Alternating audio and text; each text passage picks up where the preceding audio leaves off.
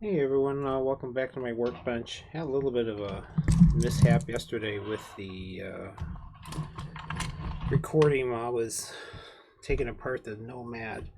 I'm going to jump back to the Jaguar CD for a little bit and see, replace a cap or two, then plug it back in and see what's going on. If I can do some troubleshooting. If I don't make any progress, I'll jump back over to the Nomad. Let's see.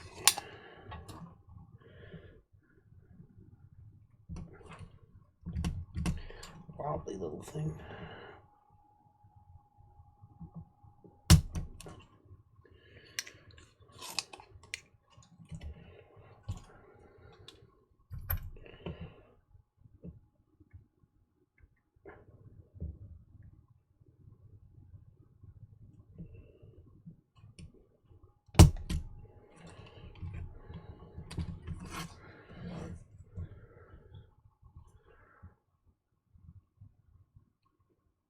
Let's see.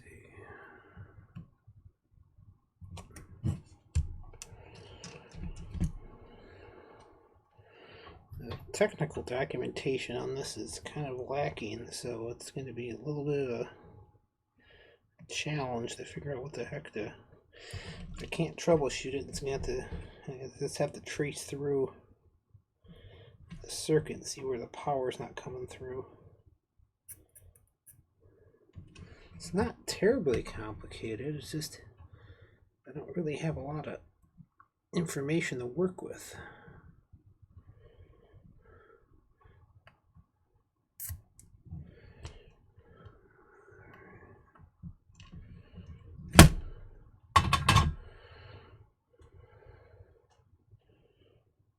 I gotta pull from the circuit. Let me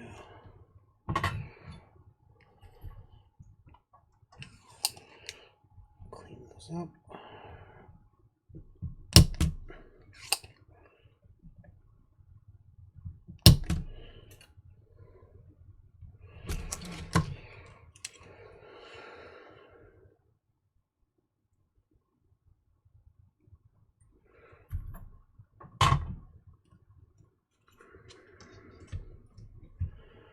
See, wait, that was the 10, wasn't it? 1025 volt.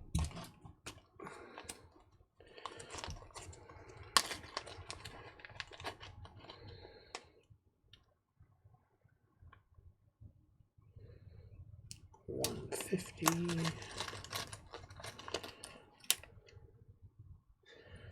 7.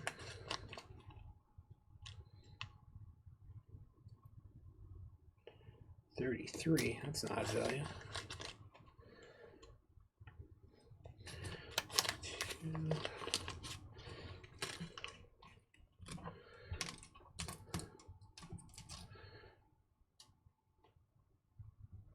1025.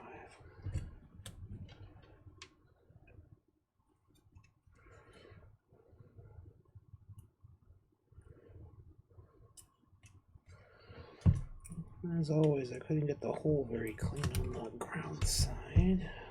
Let's see, yeah, I'll try clearing that out one more time.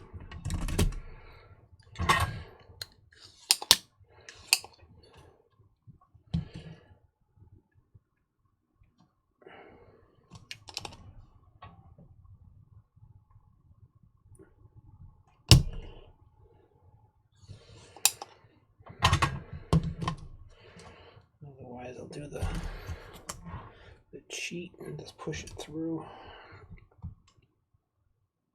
There we go there.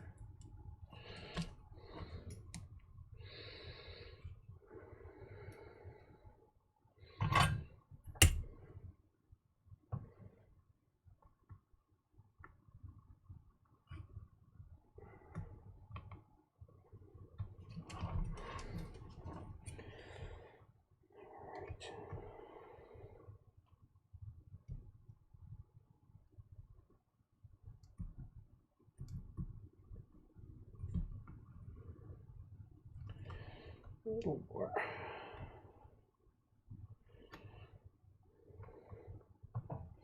Yeah, it was a little disappointing to see my recording stopped. I didn't even know it. I completely took off the back of the Nomad. Oh well. Sure, it's not going to be the last Nomad I work on.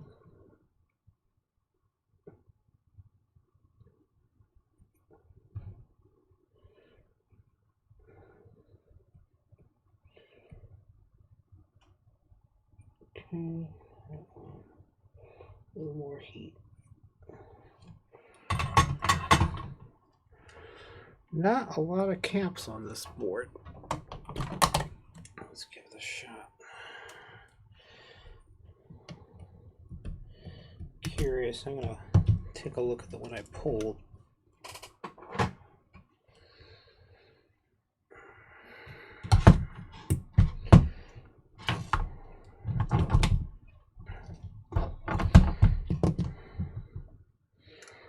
Sometimes it's hard to measure it in the circuit. You gotta take it out.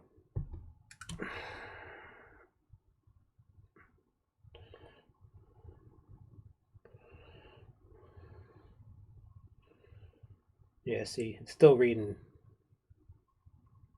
It's charging slow. 10 microfarad. No, it's reading 10 microfarads, so it's still working. So might be something else going on. Let's take a look. It's the danger of when you work on these circuits, you don't really know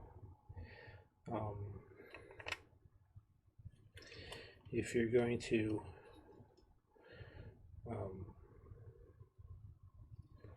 A1 there. There's a little riser here. You don't really know if that's the culprit, because in circuit a lot of times they'll measure the complete circuit, not just a discrete component, which is the problem. Where's the Jaguar?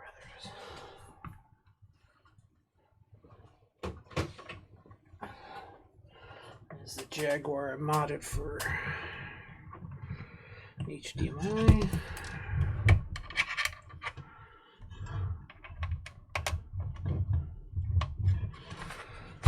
Power supplies. Jaguar is kind of weird. It's got a separate power supply for one's for the CD, the other one's for the Jaguar itself. So first we'll start off just with the Jaguar.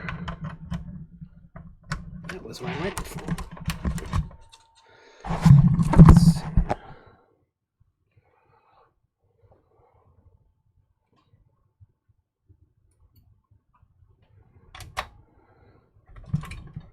I think I unplugged it on the other end. I did.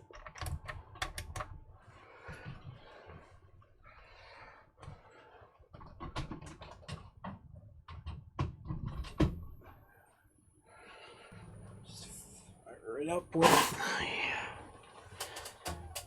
There it goes.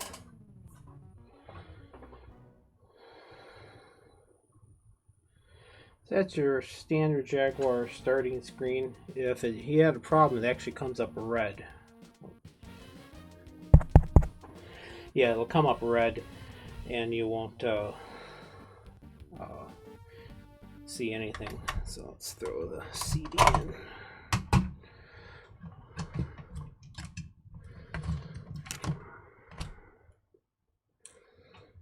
It's so weird. The center spindle is magnetic. I've never seen that.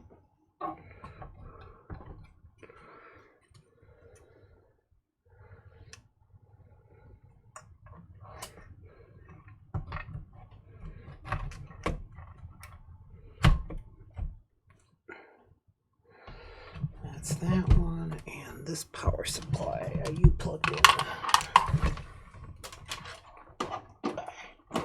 That power supply is plugged in.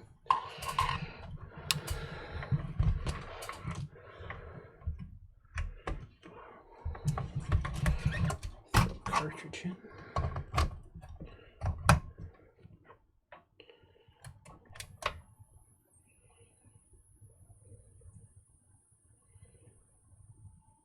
Jaguar CD.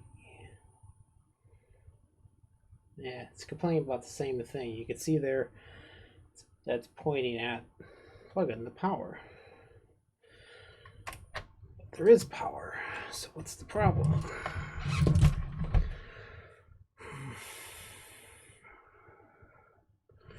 I'm gonna have to go through.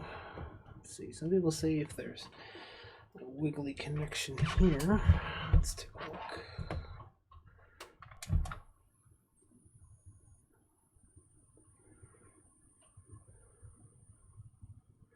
Yeah, that's the Jaguar CD start. Same complaint. Okay.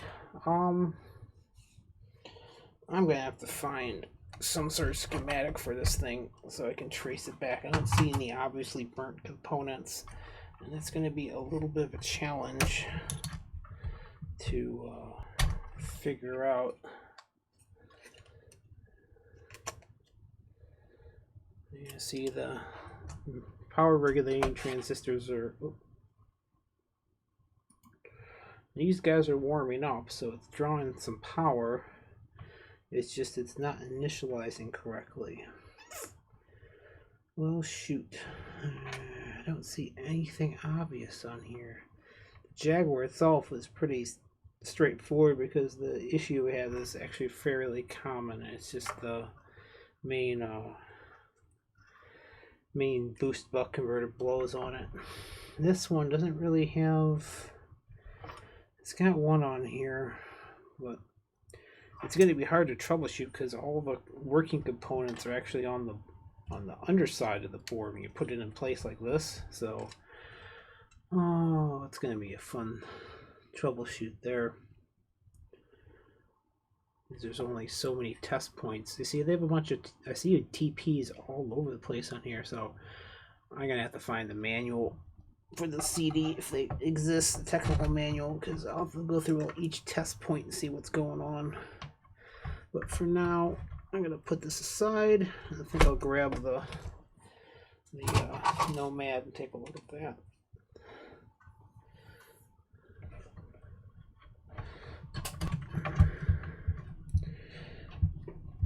Okay.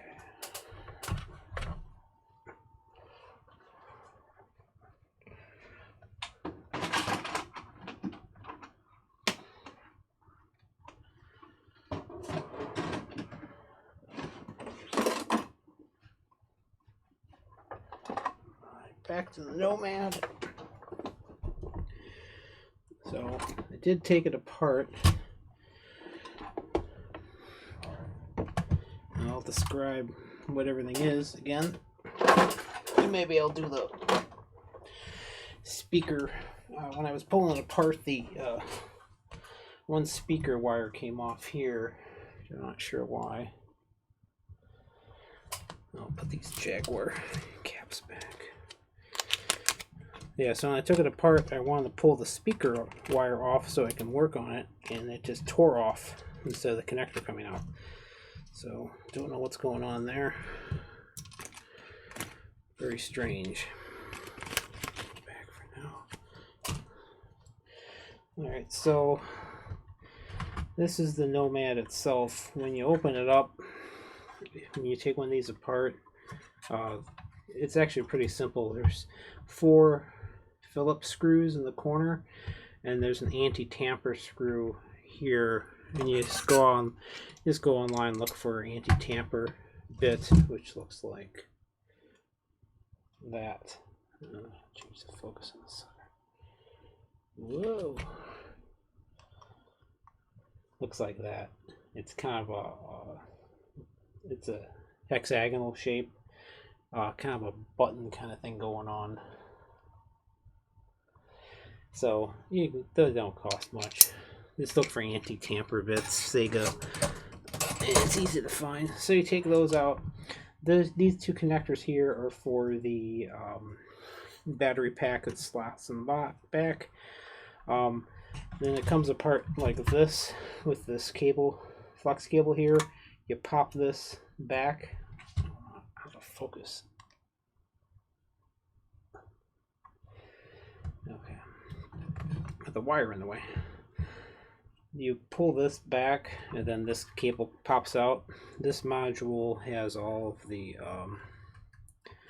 where the joystick's going to be, the joystick controls are at. And on this side, I see this is the little. I'll show a couple things here. Here's your original LCD screen. I already took all the buttons and stuff out, and I unscrewed the connector for the speaker. So there's your traditional LCD screen speaker. This strange, I don't know why this, every Nomad I've seen has this, the way this cap installed like this, which is just really weird actually. I don't know why. Everyone I've worked on had the exact same tacked on, crudely tacked on, hand soldered cap there. They must have had a problem in manufacturing. But everyone I've worked on has had the exact same thing. So a little bit of water damage here, not bad. There's a little bit up in the corner.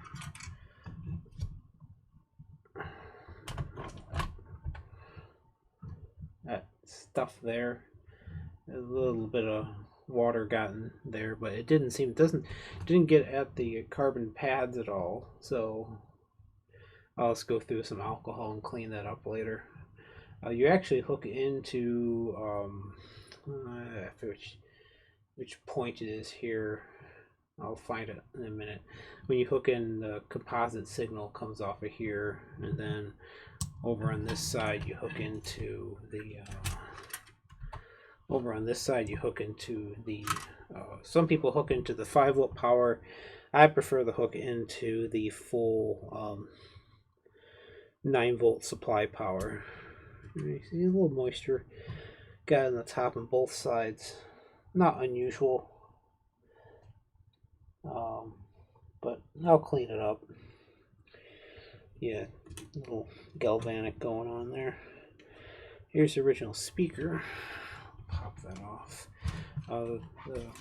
Clint sent this in, and he bought a speaker upgrade for it.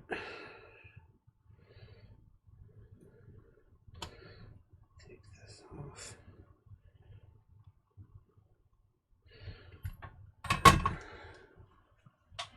Since I'm here,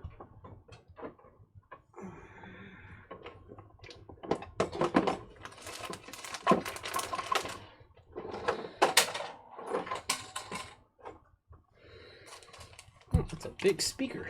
Wow.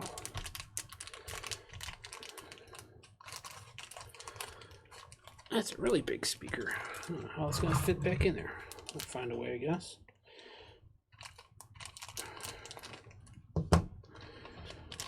Says Sega Nomad upgrade speaker for use for game blah blah. Oh, it says it's supposed to come with a bracket. Well, maybe I'll need to get a bracket for it.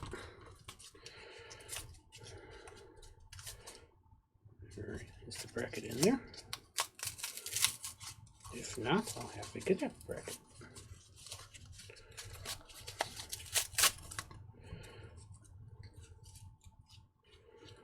Yeah, see, that's a much bigger speaker. So they say it has a for use to retro game revival bracket. Well, I'll have to pick one up, I guess.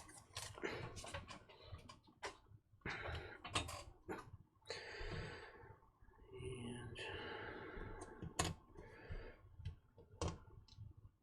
not that it entirely matters, but I like putting the red on the same side. Technically, you'll have a little phase difference otherwise, but for a mono speaker, it really doesn't matter because phase only matters if you're listening to stereo. If you do it backwards, what'll happen is you'll get a case where you'll have the if you have the left and right channels playing the same sound, and if they're 90 degrees out of phase, the up of one side of the signal will cancel out with the bottom of the other side signal, so you end up with silence, which is actually how noise canceling headphones work. And a noise canceling headphone, there's a digital signal processor in there that's listening to the outside room noise and actively creating the inverse of the sound. And for the life of me, why doesn't this connector want to come off? Usually this just pop right off with no problem. And I need to get it off because I wanted to fix it. I'm not being terribly delicate with the screen because it's getting replaced anyway. But in case you're curious, I'll pull off. This is the wire for the backlight here. That's the wire for the backlight. So I can pull that straight off the board. That's how it's supposed to come off. If I do a side-by-side comparison, I'll plug it back in. It's this is a very interesting backlight I haven't really seen before. There's a high-intensity bulb that runs here, along here. This is a transformer for it. Kicks up a high voltage for it. And there's a strip here. It's a high-intensity fluorescent tube. You know what it is there's a transflective screen that runs along the back here. So when I take this apart, I'll show you. It's really kind of a neat surface. So the light is only emitted here, and it's side lit, and it's reflected as it goes back like that. It's actually kind of neat design. LCD is still not that great, but I always thought it was a cool design how they did that. Usually there's a large, there's a rather large fluorescent tube sits here, and then there's a domed reflector, a parabolic reflector that goes across the back. The Game Gear and the Lynx both use that. And now I need to still figure out why in the world, one, how am I supposed to put that back in? Maybe I'll make something or buy it. And why doesn't this connector want to come out? Like I said, usually they just pop right out.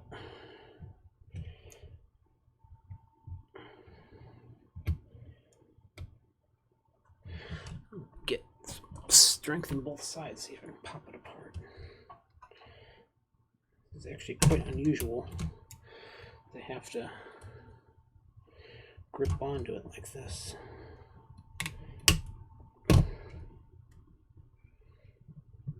Well, B, why don't you want to come?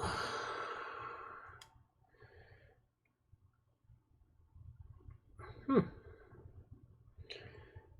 me pry that up slightly. Very slightly. I can see that that's that side. That side. Wow.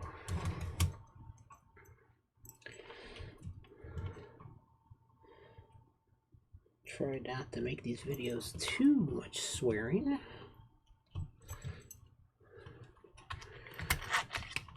Gosh darn it. Okay. Connector being a pain. I've never had to do this before.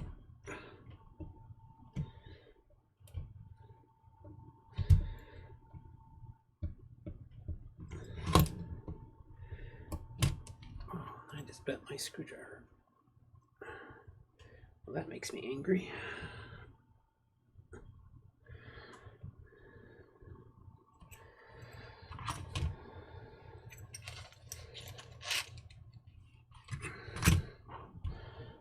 Wow, you do not want to come out.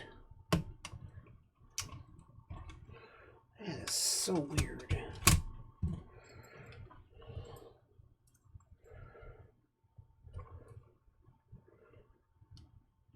See, I mean, the little plastic tabs here are pretty much free.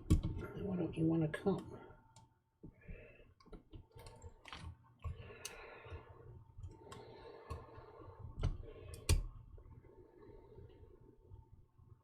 Oh, goodness.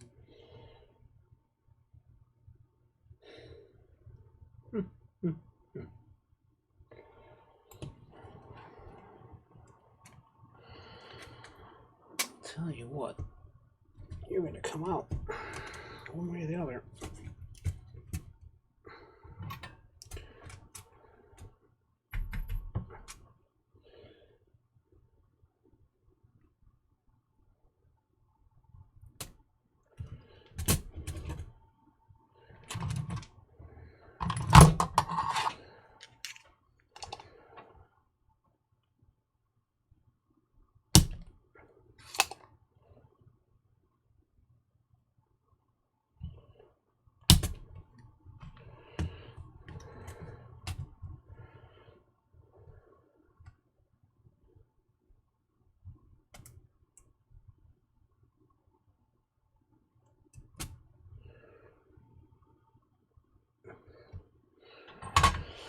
What a thing. Okay.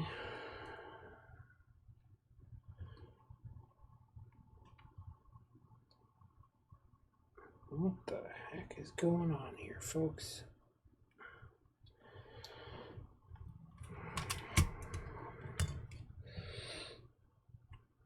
I've never had to mess this long with one little friction style connector. This is ridiculous.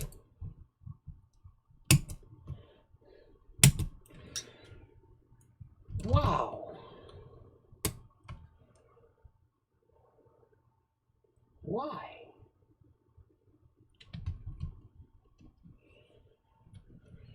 I really want to get it out because I want to be able to recrypt that connector. Okay, I'm going to step back from that a minute before I get too angry at it. Alright. That gives me a minute to take a look at the other side of it. Sometimes you just have to step back.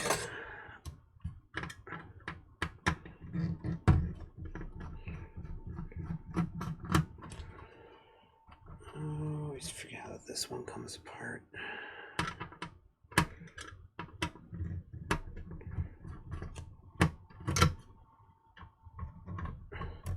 I'm going to find out where I'm going to put the experiment with the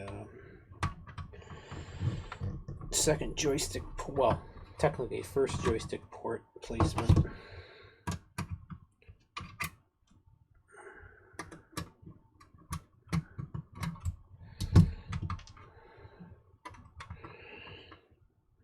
All these magnetic shields. Electromagnetic shielding everywhere. If there's ever an EMP attack, the only thing that's going to keep working is old video games. They put so much shielding on these things. It's not even funny.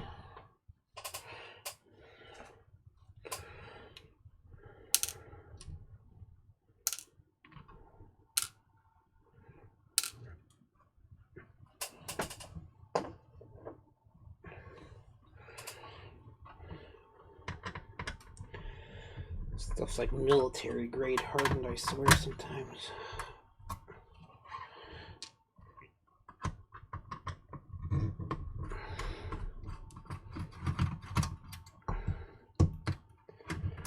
Like the, what is it, the 2600, 5200? I don't even want to think what gauge steel they used on that. I'm trying to remember. Does it come up this way first? It's been a little while. I gotta take the big screws out. This is always, I hate this part. This is the little door they have for the, it's the, when it goes back together, it's the most fiddly part of the whole thing to get it back together again. I'll be swearing about 4 videos from now, putting it back together against this thing. It's this little flappy door here. It'll drive you mad when you try to put it back in place. I'll leave those in.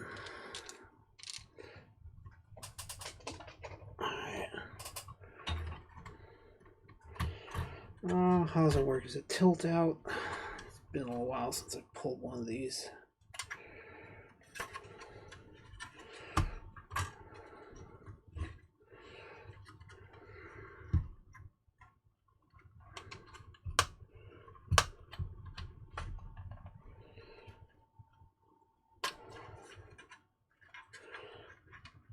It's always something weird, like you gotta like pull a tab back or something when you do it.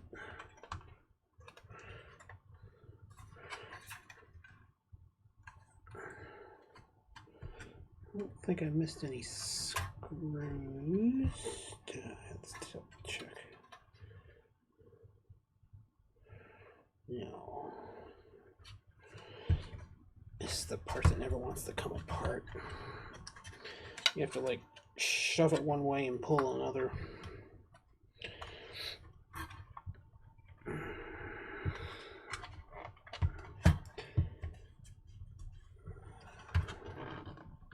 I always forget.